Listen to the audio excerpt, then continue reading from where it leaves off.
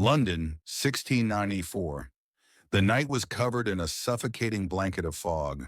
The coldness of that heavy, damp air had crept into every corner of the city, settling deep into the bones of every inhabitant. Among the flickering, weak gas lights of Brombury Square, two shadows stood facing each other in rigid tension. A loud noise would surely wake the entire street. The bitter smell of spent gunpowder instantly mixed with the coppery scent of fresh blood, a tragic perfume hanging heavy in the still air. The man who fell, collapsing heavily onto the icy cobblestones, was Edward Bow Winston, the privileged son of Prince Edward I. The man who stood still, his hands visibly shaking as they clutched the smoking pistol, was John Law. He was the man later known to French history as Jean Law or John Lawrence. But before that, he was simply a man of money, a quick-witted gambler, the son of a successful Scottish goldsmith.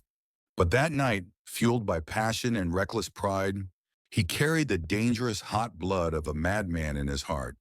That night, John Law didn't just kill a man for a girl. He killed his own future in his homeland. He was instantly arrested, convicted, and sentenced to hang, a punishment he narrowly avoided. He escaped from prison in a daring midnight rope, trick crossed the border under cover of night, and began a journey of frantic, desperate exile across the continent. But it was during the next 5 years of exile, hunted, trapped like a wild animal, lurking in the bustling ports of Amsterdam, the decaying grandeur of Venice, and the competitive finance houses of Genoa, that John Law saw the real king. He didn't see the king in the gilded palaces or on a throne. He saw the real king ruling the world, which was capital. In Amsterdam, the undisputed financial capital of the 17th century, John Law observed the methodical Dutch bank owners. He saw them receiving heavy deposits of gold and silver, and in return, issuing simple paper receipts, banknotes. But the terrifying, strange thing he realized was that the amount of paper circulating in trade was vastly more than the amount of real, cold gold locked securely away in their vaults. Why didn't this entire system collapse instantly? Why did people still happily exchange goods, take on massive debts, and trade property, all using those seemingly worthless paper notes? In the head of this exiled murderer and genius, a shuddering, terrifying truth crystallized. Money is not gold.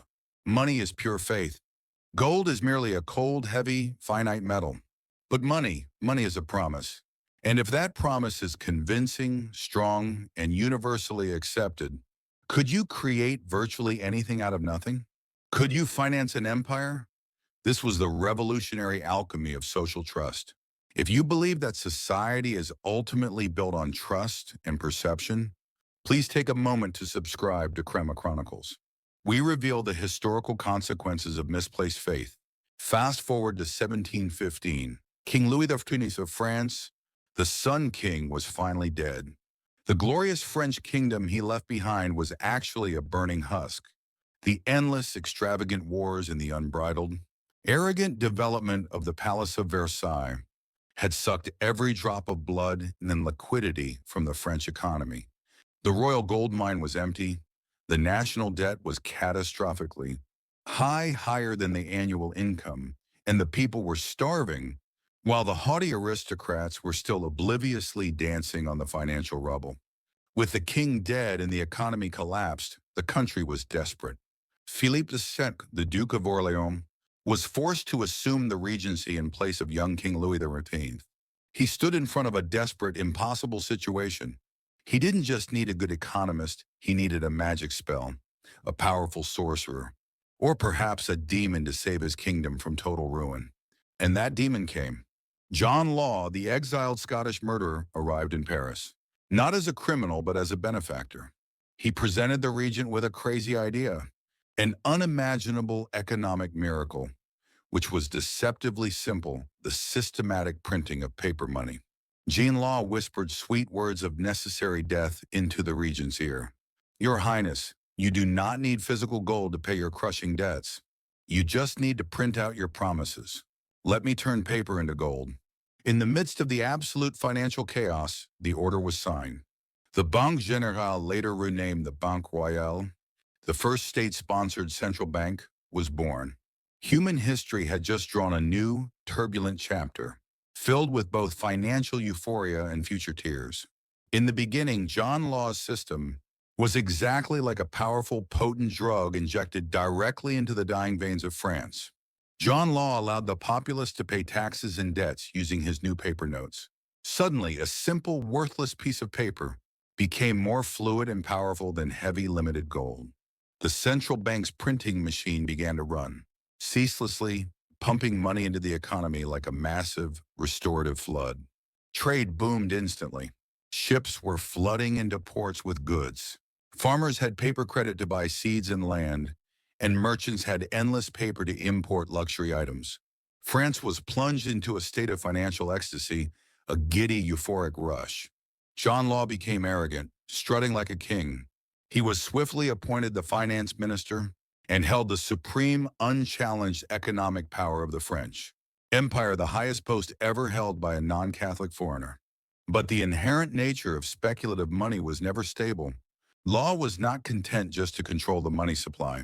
He also wanted to control all colonial trade.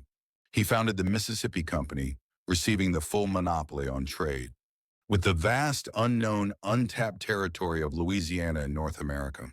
He began selling shares in this venture, drawing a paradise, a vision of gold, diamonds, and endless wealth in the New World.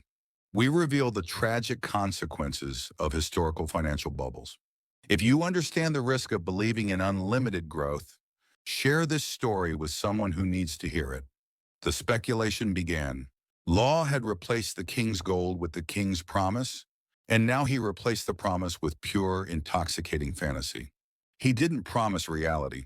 He promised a gold mine hidden deep in the distant Mississippi Delta, and people believed him absolutely. The shares in the Mississippi Company skyrocketed in value. Law issued more and more shares, and the Parisian populace went absolutely mad with greed. The narrow Rue Quincampoix in Paris, where the shares were traded, became the center of the world's first modern speculative frenzy. Dukes and duchesses begged common laborers, who had made fortunes overnight, for advice. People sold their homes, their jewelry, and their hereditary titles, just to buy more of Law's beautiful, worthless paper. Fortunes were made and lost in minutes. John Law was universally hailed as a god and a financial genius. The arrogance of the Parisian elite reached its zenith, fueled by paper wealth they had never earned.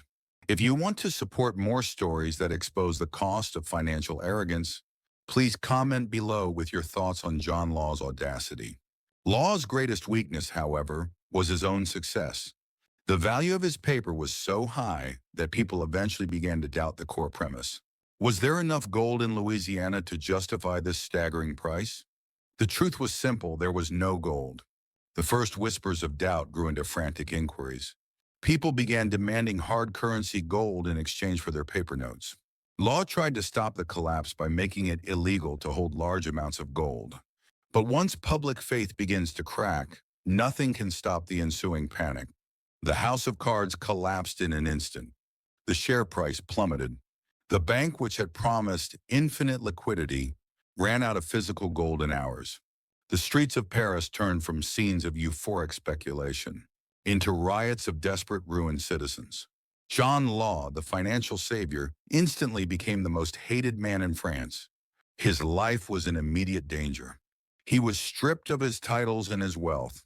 In December 1720, John Law, the man who had promised to save France through the alchemy of paper, fled Paris in total disgrace.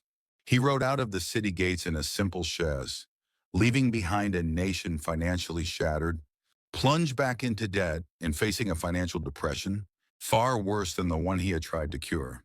His reckoning was complete, total professional ruin, and the devastating knowledge that his great idea, based on pure faith, had led to a national catastrophe.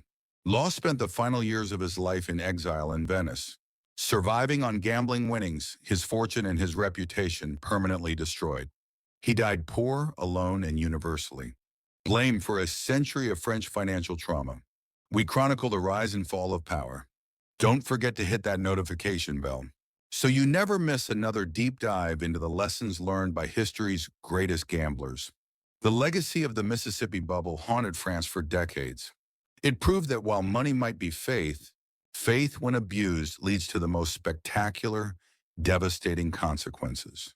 The French people would not trust paper money again for nearly a century. For more chronicles of ultimate financial reckoning, click on the video.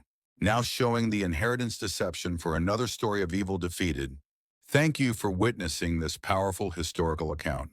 This is Chroma Chronicles signing off.